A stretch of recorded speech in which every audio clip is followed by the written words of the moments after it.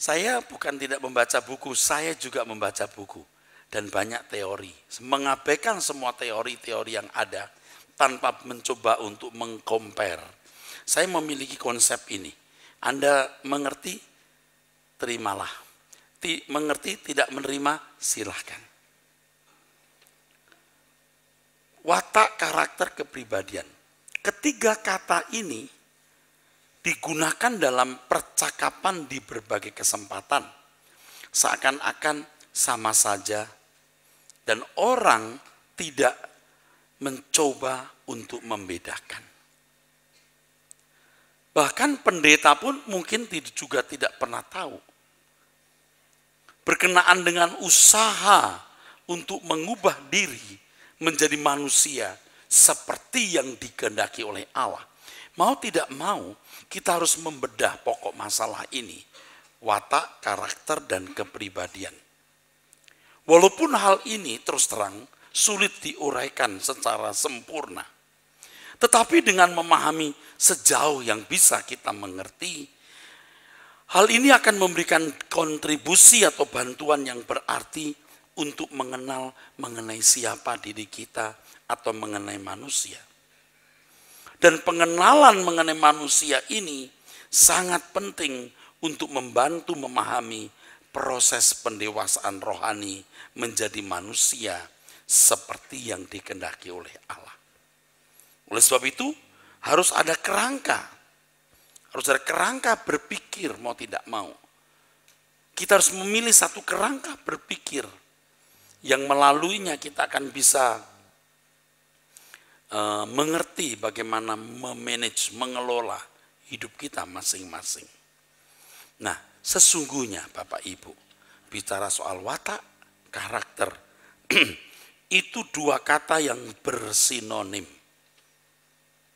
Watak, karakter itu sama.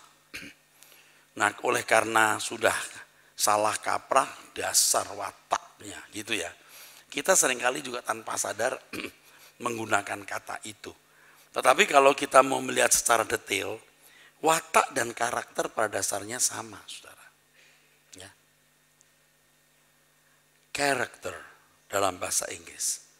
Dalam tulisan ini, maksud saya dalam penjelasan saya lebih sering menggunakan kata karakter ketimbang watak.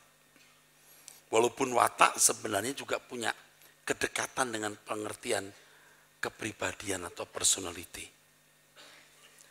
Ya, tetapi saya mau menyamakan karakter dan watak dulu, saudara. Sekarang tinggal kita memilih apakah watak disamakan dengan kepribadian ataukah watak disamakan dengan karakter. Tapi saya memilih menyamakan dengan karakter. Kepribadian dalam bahasa Inggris diterjemahkan personality. Pada dasarnya kepribadian lebih menunjuk menunjuk sifat dasar atau sifat hakiki batiniah manusia. Bicara soal kepribadian, inilah eksistensi khas dan unik yang dimiliki seseorang yang tidak ada duanya di jagat raya. Setiap orang memiliki kepribadian dan itu ciri dasar dari setiap individu yang diwarisi ya dari orang tuanya, dari DNA, deoksiribonukleik acid dari orang tuanya. Yang itu dibawa dari lahir. Kenapa Anda berkepribadian seperti ini? Ini memang dari lahir, pribadinya begitu. Tadi saya katakan watak itu bisa lebih dekat ke kepribadian, bisa. Tapi saya lebih suka menggunakan watak disamakan dengan karakter. Kalau nanti ada perubahan boleh saja.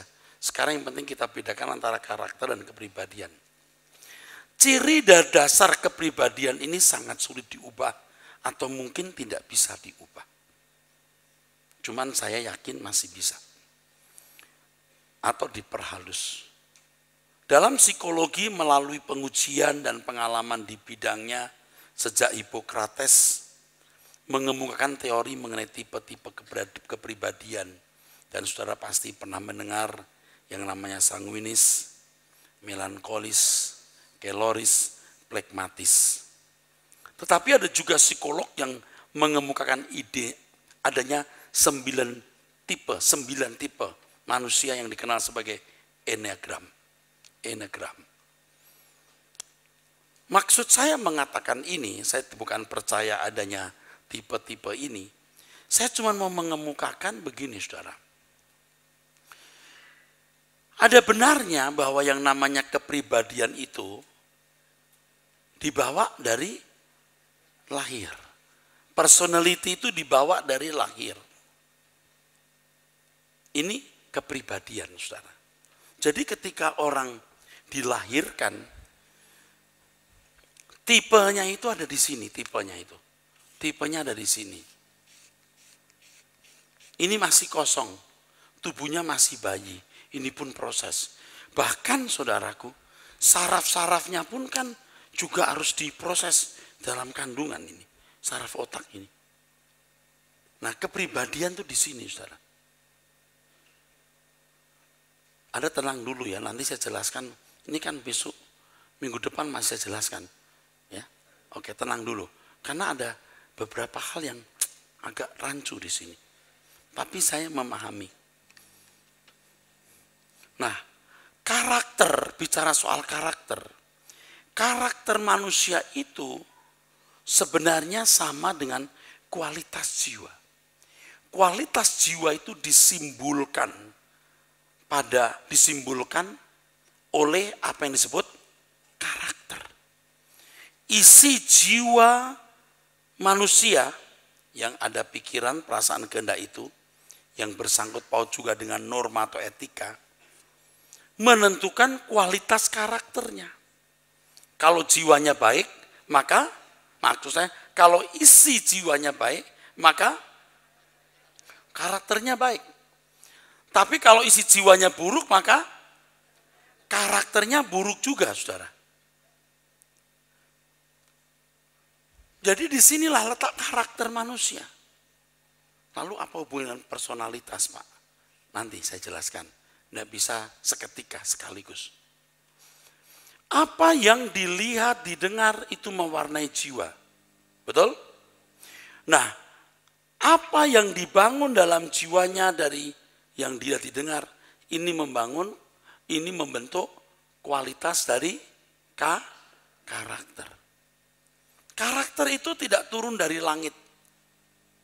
Kepribadian turun dari orang tua, betul. Tapi karakter turun dari pengalaman hidup. Ketika dia menyerap apa yang dia lihat, dia menyerap apa yang dia dengar, itu membentuk karakternya. Jadi isi jiwa seseorang tergantung dari apa yang dilihat dan didengarnya. Mengapa? Sebab jiwa menampung semua yang dilihat dengan mata. Jiwa menampung apa yang didengar melalui telinga. Kalau masukan baik dari mata telinga itu baik, maka baiklah keadaan isi jiwanya. Tetapi kalau tidak, maka keadaan sebaliknya. Itulah yang membentuk atau membangun karakter seseorang. Jadi, karakter sangat dipengaruhi oleh lingkungan. Kenapa? Sebab isi jiwa ditentukan oleh apa yang dia lihat dan dia dengar. Nah, saya boleh menyimpang dulu, saudara. Waktu kita kecil, waktu kita kanak-kanak, kita belum mengenal kebenaran, semua kita serap. Tanpa curiga, tanpa analisa, tidak selektif. Diserap semua. Serap masuk pikiran. Lalu kita memilih apa yang menurut kita menyenangkan, apa yang menurut kita sebagai kebutuhan. Jadi apa yang kita lihat, kita dengar lalu, nah yang ini. Yang kupandang sebagai dapat membahagiakan dan sebagai kebutuhan. Kita menjadi manusia seperti lingkungan kita. Kalau misalnya orang dilahirkan di tengah hutan. Di tengah hutan, saudara. Tidak kenal mobil, apartemen, dan lain sebagainya. Dia tidak menginginkan apartemen. Apa yang dilihat lingkungannya? Oh dia cari gading gajah. Gading gajah berharga. Oh dia cari taring babi. Cari taring babi dipasang dari anting. Berapa babi yang sudah dibunuh. Berapa banyak manusia yang sudah dikuliti kepalanya. Lalu jadi lambang. Itu kebanggaan, makin banyak manusia yang dikuliti, ada tanda-tanda yang dia pernah kuliti berapa orang. Yaitu makin banyak, makin jagoan. Itu, ya dilihat yang didengar itu.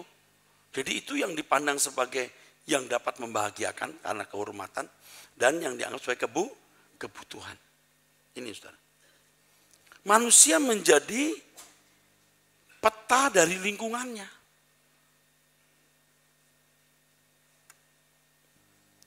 Jadi kalau masukannya baik, baik keadaannya. Kalau yang didengar, dilihat itu buruk, jadi buruk. Ini kita, saudara. Kita juga begitu, kita mengalir. Karena orang tua kita tidak mengenal kebenaran, lingkungan kita tidak mengenal kebenaran. Ya kita serap saja apa yang kita lihat, kita dengar, lalu kita pilih apa yang kita pandang membahagiakan dan yang kita anggap sebagai kebutuhan. Yang kita pandang membahagiakan dan yang kita anggap sebagai kebutuhan. Tetapi ketika kita mendengar Injil, ternyata kebutuhanku bukan itu. Nah sekarang orang terima enggak? Nah Anda mulai berubah. Maka dikatakan firman Tuhan itu menguduskan atau menyucikan. Jadi Anda tidak mungkin selamat, dikembalikan ke rancangan semula tanpa firman Tuhan. Tanpa kebenaran yang murni yang mengubah. Tidak mungkin. Jadi kalau sampai ada gereja yang tidak mengajarkan kebenaran, yang hanya bereuforia, menikmati, merayakan, celebrate kehebatan, kebaikan kuasa Tuhan, wah itu penyesatan, saudara. Kelihatannya mengagungkan Tuhan, tetapi ternyata tidak menyelamatkan jiwa. Kita beri tepuk tangan untuk kebenaran ini. Mengapa karakter seseorang dipengaruhi lingkungan? Sebab lingkunganlah yang diserap oleh jiwa melalui mata dan telinga. Dan apa yang mewarnai jiwa yang menentukan kualitas karakter. Jadi karakter sangat dipengaruhi oleh lingkungan. Dan bisa berubah secara bertahap seiring dengan proses yang terjadi berdasarkan pengaruh yang masuk melalui mata dan telinga yang adalah jendela jiwa. Jadi intinya, karakter menunjuk kualitas jiwanya. Kalau orang dari kecil sampai umur 15 tahun atau 13 tahun di satu daerah kumuh, yang tidak beradab, yang ngawur, dipindahkan ke luar negeri, dia bisa adjust, menyesuaikan diri. Dan ketika umur 40 tahun berbeda sekali dengan anak yang umur 15 tahun tidak pindah ke luar negeri. Lingkungannya yang membentuk. Betul? Oh di sana kalau nakal gimana Pak? Oh di sana ada hukum. Ada hukum. Kalau di Jakarta coret-coret, di pinggir jalan bebas, di sana dicambuk. Akhirnya nggak berani. Nah lingkungan itu yang membentuk karakternya. Jadi jangan merasa bangga punya anak bisa keluar negeri, sekolah luar negeri. Dia pulang bawa gelar, tapi dia diwarnai oleh dunia barat yang fasik, yang sekuler, yang kafir, saudaraku. Itu korbannya nggak kebayar duit. Anda dengan saya beda, jangan ikut-ikut. Jangan ikut-ikut. Tapi kalau saya tidak terlalu yakin anak saya bisa pulang dari luar negeri dengan keadaan baik, maka saya putuskan anak saya tidak yang keluar negeri. Karena bapaknya pendeta. Kalau ada apa-apa atas anak saya, runtuh pelayanan saya. Udah nak, enggak usah. Bahkan anak perempuan saya pun juga saya khawatirkan. Di sekolah umum nanti enggak karu-karuan. Ketika dia mau masuk sekolah teologi, langsung saya sambut. Memang keadaan saya agak susah, saudara. Benar-benar saya ini dipenjara, dibelenggu oleh situasi. Jadi harus hati-hati sekali. Saudara juga begitu. Kalau saudara punya anak yang sudah cukup memadai untuk bisa tidak terpengaruh dunia luar, kirim. Enggak masalah. Tapi kalau anakmu juga belum mampu untuk membedakan antara yang baik dan buruk, tidak memiliki kemampuan menseleksi, memilih, belum punya filter yang mampu, bahaya. Saya tidak melarang anak-anak Anda ke luar negeri. Ya. 15 bukan 10. 15:33. Janganlah kamu sesat, Ya. pergaulan yang buruk merusakkan kebiasaan yang baik. Evil communication corrupt good manners. Pergaulan yang buruk merusak kebiasaan yang baik. Kata kebiasaan dalam teks bahasa Indonesia terjemahan dari kata etos. Etos. Ya, etos.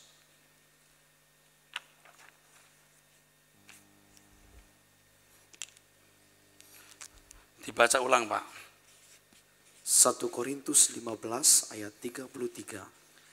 Janganlah kamu sesat, pergaulan yang buruk merusakkan kebiasaan yang baik. Ya, merusak kebiasaan yang baik. Dalam bahasa Inggris diterjemahkan manners. Wah, mannersnya buruk dia. Tahu nggak manners? Atau orang suka bilang attitude, sikap, manners. Wah, mannersnya mah jelek. Artinya kelakuannya. Tapi diterjemahkan kita kebiasaan di sini. Ya begitulah bahasa Indonesia kita. Tapi kita melihat di sini bahwa kata kebiasaan di sini manners, etos, etika. Tetapi sebenarnya kata etos ini sejajar dengan kata karakter, manners. Dengan demikian ayat tersebut bisa diterjemahkan pergaulan yang buruk merusakkan karakter yang baik. Jadi kata merusakkan dari teks aslinya peteiro. Peteiro yang bisa berarti merubuhkan atau membinasakan. Pergaulan yang buruk bisa merubuhkan bangunan karakter yang seharusnya terbangun sesuai dengan rancangan Tuhan. Pergaulan yang buruk bisa merubuhkan bangunan karakter atau membinasakan atau kata lain menggagalkan bangunan karakter yang seharusnya terbangun sesuai dengan rancangan Tuhan.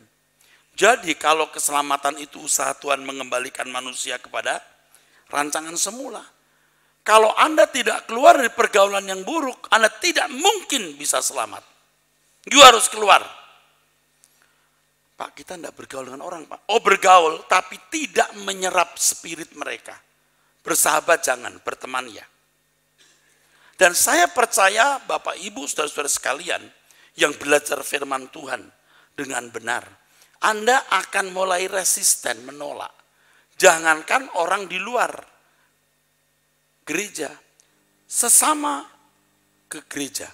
Tapi kok tidak baik kelakuannya menurut Anda. Rohnya kok beda. Anda resisten. Bahkan saudara sendiri. Dan yang lebih mengerikan, pasangan hidup. Ketika beda filosofi. Waktu dulu kok jalannya bisa bareng, sekarang tidak. Oh dulu gelora cinta, gelora seks, gelora hidup bersama. Dengan filosofi yang sama. Sekarang yang satu langit baru bumi baru, yang satu Shanghai.